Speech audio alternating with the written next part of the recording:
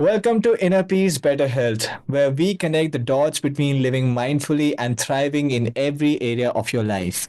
I am your host, Eric, and here to bring you inspiring stories, actionable tips, and sprinkle of humor to help you discover the balance between peace and prosperity. Whether you are building a business, healing your soul, or just figuring it all out, this is your go to space for insights and conversations that transform. So let's get started. So today we have an amazing guest. Her name is Tracey-Ann Rose. So Tracy, we welcome you to the show. Thank you. It's a pleasure to be here. So Tracy, can you tell our listeners something about you and what you do and everything? Yes. So I am a spiritual sales coach Okay. and I help people align with their unique energy to make more money in their business. Oh So wow. a lot of times there is this rhetoric, right, in business that you have to hustle, you have to grind, you have to work 24/7 if you want to make money, if you want to make a living. And that's simply not the case. So I'm here to demystify that thought, that narrative that's out there, and show that business can be something that's restorative, that's restful, while also creating an income that you can live off of. And that's all really fueled by rest and joy and pleasure. Yeah. So as the title of the show, it says that rest creates revenue. So how does that work when hustle culture tells us to go non-stop? Right. So let's talk about the fact that there are different forms of rest, right? So when we listen to hustle culture, we Yeah. only rest when it is mandatory, when our body is forcing us to rest because we've burned Yeah. out, we've pushed ourselves way too far, and we've disconnected and disassociated from our body and from our intuition. Now, when we Yeah. take but there are other forms of rest that we can use that are, that we don't have to use as a defense against now being sick, but we can do restorative rest where that's very purposeful.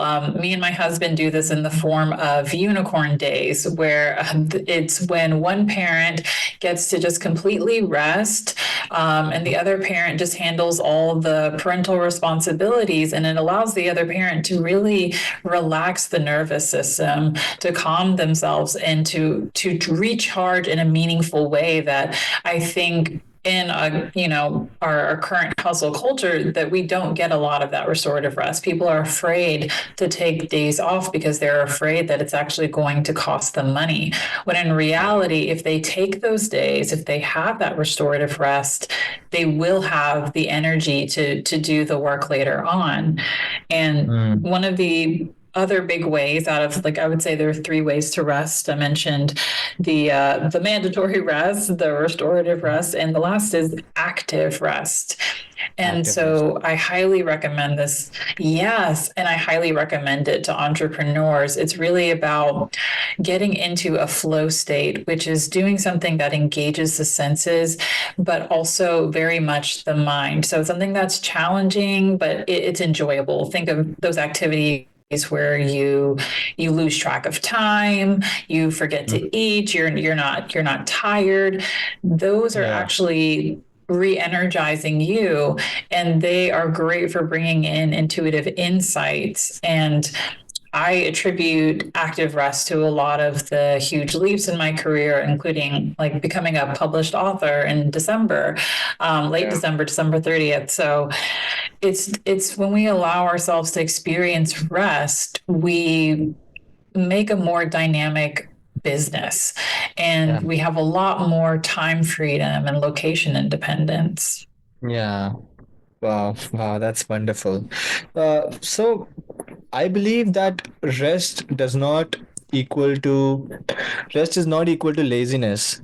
However, some people think that Yeah. rest equals to laziness. So, what would you say to change their minds and my mind also?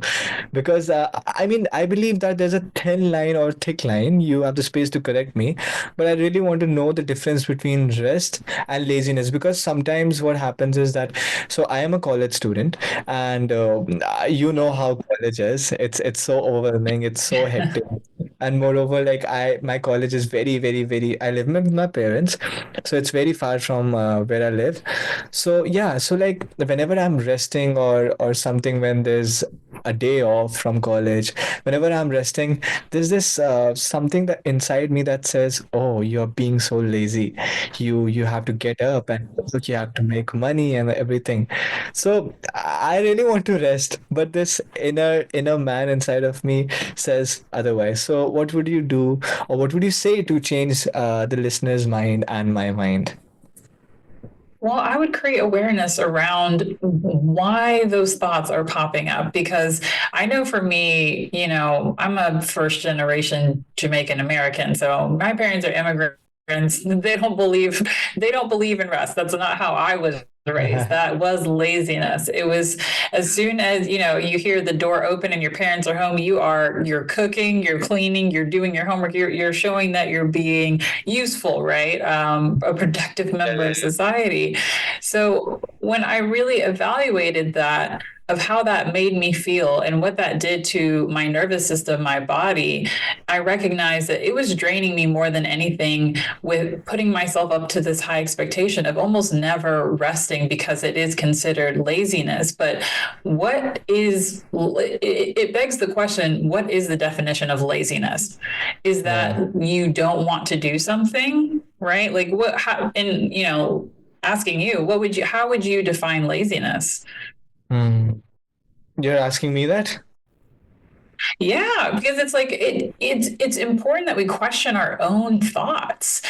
because Yeah. if we Yeah. don't even have a definition for laziness, then we can easily equate anything with it. And that's the thing about those thoughts, they usually come from a place of anxiety. And once we start to question anxiety and get specific about anxiety, it has nowhere to hide. Laziness, what means like, okay, you're unwilling to do something. Well, let's define, why are you unwilling? Is it because you're tired? Is it because you have resistance towards that thing? You know you're supposed to do it, but you're scared that you might fail. There's so many layers that I think laziness is actually a quite reductive term. It's not allowing us a greater sense of self-awareness. It's immediately going straight to judgment, and it doesn't allow us to evaluate how to actually shift that energy into being productive.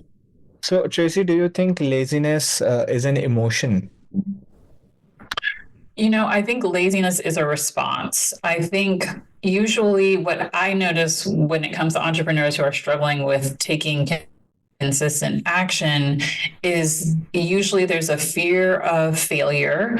They want to appear perfect. And so they instead spend their time thinking about, okay, how do I need to present myself? And then they don't actually execute on the thing. So they might conceive of a webinar, even build out all the modules, but they never actually film it. Or if they do film it, they don't edit it or they don't post it because they are so consumed by the idea of perfectionism. When there's now, let's say, like it's misalignment, right? Like maybe the reason why you don't want to do this thing is because it's not actually in your health or your wellness, like your best interest as an individual to do it. And maybe you sense that, but you feel some sort of societal pressure, and so you have the mental labor of feeling that dissonance of, oh, I'm supposed to want to do this thing, but it really doesn't feel right for me. So that's what I think. I think there's usually layers of truth to any emotion, but particularly laziness. It's so interesting culturally to explore. Hmm. Wow. Wow, it's so much deeper than what we think. Like you asked me, how do you define laziness? Honestly, I never thought of its definition, but it made me question my own thoughts. So thank you so much for this. So, how has your journey influenced your belief in rest as a business strategy? So It really started out of necessity for me. I had started my first coaching business when it was 2020. I was in my third trimester, and I thought that I was going to be giving birth in like 2 weeks. So I did a trial version of a coaching offer, and it just went bananas in the group that I offered it in. Like ended up getting booked out. I said, okay, well, I need to rest before I give birth, so I'm going to cut off my calendar. And it was just 2 weeks of back-to-back sessions, and I felt so lit up. I felt like I was doing what I was meant to be doing on this earth. I gave birth, and my health just tanked. So grateful for my son, but during my pregnancy, he sat on my kidney and created this effect in my body called nutcracker syndrome, where I had elevated blood pressure, elevated heart rate. I would pant going up a flight of stairs. I basically had to be sedentary, but I knew I wanted to get back to this business. I knew I was passionate about it. I knew it was purposeful. And so I started to strategize, okay, what allows me to, what do I feel like I can do no matter what my energy level is? What can I do basically in my sleep? And the two things that popped up to me were actually energy reading. I'm a Reiki Yeah. master teacher, and problem solving. I love a good puzzle. I'm obsessed with Candy Crush. I love mysteries. And I put those two things together, and that created that active rest for me where I felt recharged. And so my health actually started to improve by using these strategies and starting to engage with people by starting my business and using my energy reading. And what I didn't realize then, my problem solving skills were actually my coaching skills to give people advice on how to better their lives. And I did these one-off 2-hour sessions with people I didn't know, strangers that I met through a WhatsApp group where we had like similar spiritual beliefs. And I wanted to see if it was viable. And the response was overwhelming. And it was incredible. I felt not only the empowerment of that active rest, doing that thing that gave me flow, but also I felt called to do the restorative rest so that I would be ready for my next session, because it was so fulfilling to do them. And I felt so energized by them. I realized, okay, there's a balance here. Rest is important. Rest is how I made my first 10K in business without even a solid built out offer. So it's just something that I needed to do. And I'm Yeah. finding with the people that I work with, oftentimes, they are women of color, so they're ingrained in hustle culture, but they want a way out. Sometimes they have children and partners, and so they're pulled in a lot of different directions. Yeah. And teaching them how to rest really hones their energy so that they're able to create a sustainable vision.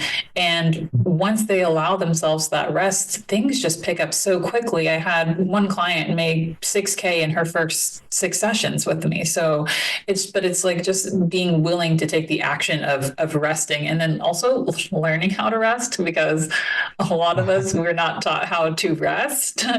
And so we don't even really know how to relax even when we carve out the time. So it's a little bit of figuring out what that feels like to you somatically, and some practices, of course, that can support you, like deep breathing, box breath. Breath work is a big one for me.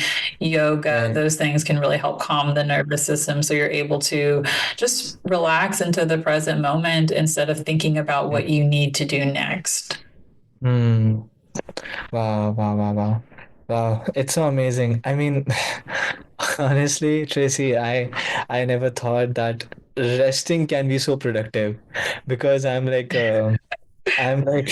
when it comes to productivity, I am a junkie of it, because I really like to be productive at all times. And I believe rest is only meant for the night. But yeah, yeah, yeah, yeah, yeah, you are right, because a lot of it has been has been healed, if I may say so, in this Yes. conversation.